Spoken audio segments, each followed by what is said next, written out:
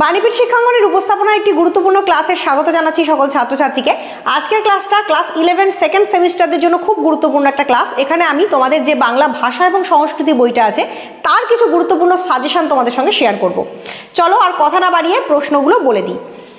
1 নম্বর তোমরা যে গুরুত্বপূর্ণ প্রশ্নটা করবে এখান থেকে সেটা হচ্ছে বাংলা গদ্যের উন্নতিতে শ্রীরামপুর মিশন এবং ফোর্ট উইলিয়াম কলেজের ভূমিকা ব্যক্ত করো। 2 নম্বর করবে বাংলা সাময়িক পত্রের উদ্ভব এবং ক্রমবিকাশ আলোচনা করো। 3 নম্বর করবে বাংলা গদ্যে অক্ষয় কুমার দত্তের ভূমিকা আলোচনা করো। 4 নম্বর বাংলা গদ্যের প্রথম যথার্থ শিল্পী ঈশ্বরচন্দ্র বিদ্যাসাগরের অবদান আলোচনা করো। 5 নম্বর বাংলা গদ্যের বিকাশে রামমোহন রায়ের অবদান আলোচনা করো। 6 নম্বর বাংলা গদ্যের বিকাশে প্যারীচাঁদ মিত্র এবং কালীপ্রসন্ন সিংহের অবদান আলোচনা করো। 7 নম্বর বাংলা গদ্যের বিকাশে বঙ্কিমচন্দ্র চট্টোপাধ্যায়ের অবদান আলোচনা করো। 8 নম্বর বাংলা গদ্যে রবীন্দ্রনাথ ঠাকুরের অবদান আলোচনা করো। এবং 9 নম্বর বাংলা গদ্যে সবুজপত্র পত্রিকার সম্পাদক প্রমথ চৌধুরীর অবদান আলোচনা করো। নেক্সট হচ্ছে কবিগান কাকে বলে, খুব গুরুত্বপূর্ণ প্রশ্ন।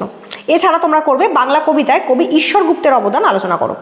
এছাড়া তোমরা কবি হিসেবে যাদের অবদান দেখে রাখবে তারা হলেন মাইকেল মধুসূদন দত্ত, বিহারীলাল চক্রবর্তী, রবীন্দ্রনাথ ঠাকুর, নজরুল ইসলাম, সুভাষ মুখোপাধ্যায় প্রমুখ।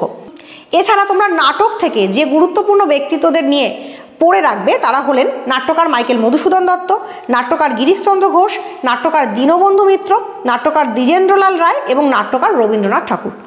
এছাড়া তোমরা জেনে রাখবে গণনাট্য কাকে বলে, গণনাট্যের বৈশিষ্ট্যগুলো কী।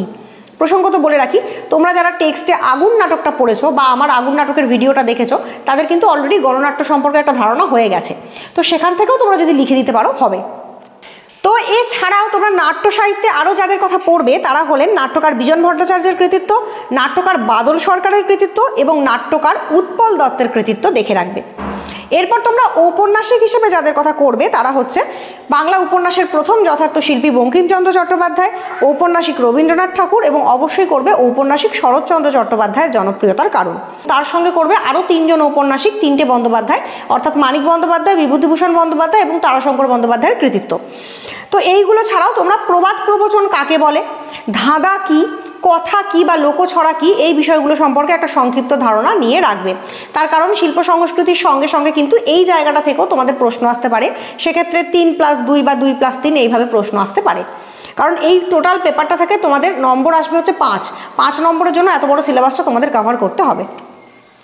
তো এরপর আমি চলে যাব অন্য একটা প্রসঙ্গে, সেটা হচ্ছে তোমরা যারা ভাবছো যে এই পেপারটা থেকে তোমাদের ভালো প্রিপারেশন হয়নি, তোমরা ভালো নোটসপত্র পাওনি, তাদের জন্য বলবো যে পরবর্তী সেমিস্টারে অবশ্যই বাণীপীঠ শিক্ষাঙ্গনের সঙ্গে সরাসরি অনলাইন বা অফলাইন ক্লাস করার জন্য তোমরা যোগাযোগ করতে পারো।